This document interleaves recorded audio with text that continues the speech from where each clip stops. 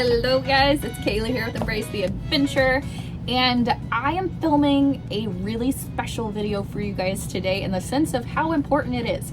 So when you go from living in a home, and I don't care if it's a 3 or 4 story home or 1 story home, 1,000 square feet, 5,000 square feet, it's the same amount of pressure of even thinking about condensing your things from that much space to living full-time in an RV, motorhome, fifth wheel, toy hauler, van, you name it, and it's overwhelming. And that is what I want to help you with today. So let me say, hi, my name's Kaylee and I'm disorganized as all hell. I am not your color coder. I've bought so many planners in the past and maybe used them for a day and a half. That's just how I operate. I keep everything in my head and somehow I usually get things done.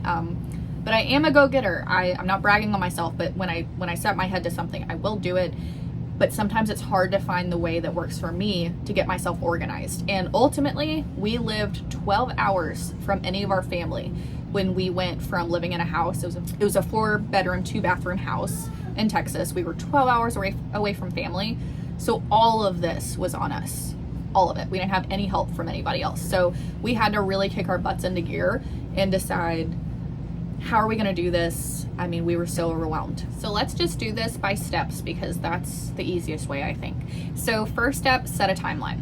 I gave myself 30 days because right after we sold our home in Texas, we had 30 days to be out of the home. So I just gave myself that 30 days. I didn't start way before then. We were thinking about it. I just knew I had to kick my butt into gear. I had 30 days. Let's get it done kind of thing. So second step, I went to Home Depot and I got a bunch of moving boxes. I got packing tape and I got a really chunky Sharpie that I could easily label my boxes with. So that was step 2. Step 3, I found a space in our home, and for me it was our garage. So we would just park out in the driveway, and the garage was my zone. The kids didn't go out there, my dog didn't go out there, my husband didn't go out there. That was my zone. So wherever you are, just find an area or a space that you can call yours, that you can do things and it's not going to be disrupted. And I understand with kids that's very hard. Lock it if you have to, but just use that as your safe space and it will save you so much stress, I promise. Next, so now you have your timeline, your boxes, your moving tape, and your Sharpie, and you have your space. So step 4 is going to be making piles. Now, this was so easy once I started doing it. So in the garage, I had it into sections, right? Super easy. I had a trash section, which was stuff that I could not donate, nobody else wanted, or it was, undonatable according to Goodwill or other people.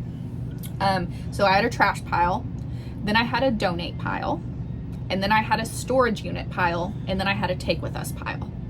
So I had 4 piles. So just make it very simple, okay? And we'll get to something else at the end, but right now you're making 4 piles. Don't focus on anything else except for those 4 piles. So this is getting easier, right? And go room by room. So I started from the front of the house and worked my way to the back. So I went from the office to the boys' rooms, to the living room, to the kitchen, and then to our room and our closet. I just went room by room and I would just take stuff out to that pile. And then at the end of every week, I would take the trash pile out to the dump. I would take my donation pile to Goodwill or to another donation location. I would take the storage unit pile to the storage unit that we rented. And that's another thing. It is optional, but if you do want a storage unit, we rented a climate controlled inner one, so our stuff would stay extra safe. And then the keep pile, I would take out to our RV at the time. So it was in storage at the time. We didn't have it. We weren't living in it. We were in our house. So at the end of every week, I would take the piles in my garage where they needed to go. And so by the end of the 30 days, there was really nothing to do. Everything was organized, separated. I didn't have huge piles of stuff. Made it really easy. Something else I want to say is if you have anything to sell. So I sold so much stuff that we were going to donate on Facebook Marketplace and other places. So say you want to sell your TV stand, okay? You're going to take really nice pictures of it, wherever it is, so it looks the best, but then still take it out to that donation pile, okay? Make sure you don't just leave stuff you're wanting to sell in your house. Take the pictures you would like, but then go place it in that donation pile in your garage or in that safe space so it's still organized to where it needs to be. And that way, if that item does sell, somebody can come and safely retrieve it from your garage. But if it doesn't sell, it's still in the correct pile. So you know exactly where it's going. You know exactly what to do with it. It makes it super easy. After you've completed all of that, the very last step is going to be separating your keep with me pile. So for instance, in our keep with me in the RV pile, I had a keep with me right now, and I had a will need part. So some people choose, you know, if you're RVing around like the same area, you can put the stuff that you'll need in another season in your storage unit. I didn't do that. I want everything with me because I don't want to have to plan on being in a certain place. I like to be everywhere, so I want everything I need with me, okay? So I took, you know, things I need right now, I, you know, folded, put away, and organized in our RV. Stuff I would need for winter season, I put in vacuum sealed bags, and I stored those under our bed and in our loft. So everything we need is in here. So then when it comes winter season, you know, I'll take all of our summer clothes and I'll switch those out with the winter clothes and seal everything back up in those vacuum sealed bags that condense away little and store them away, right? Because ultimately we ended up getting rid of our storage unit completely. It took a few months for me to be okay with it, but that's another point I want to touch on.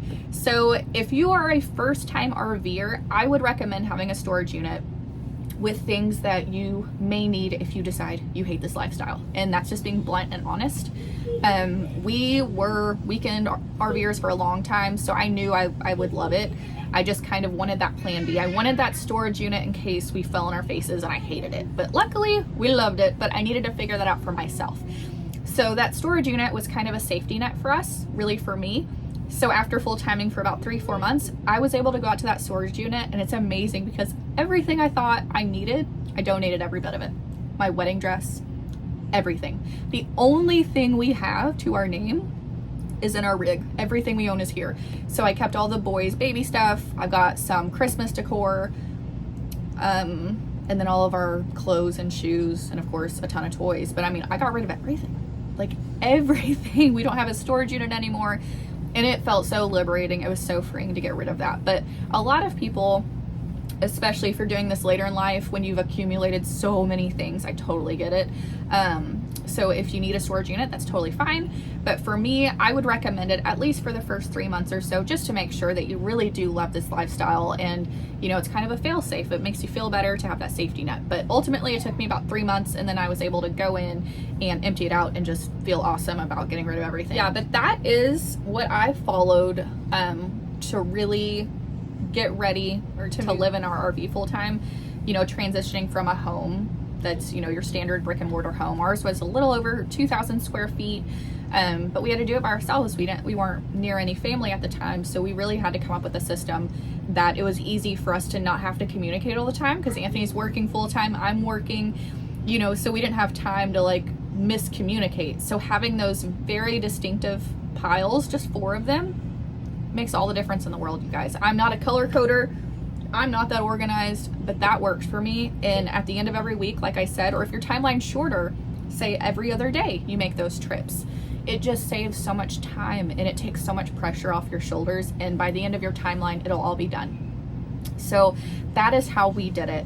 And I've been asked a lot, you know, how did we do it, especially without any family nearby? And that worked wonders for us. We were able to do that very easily.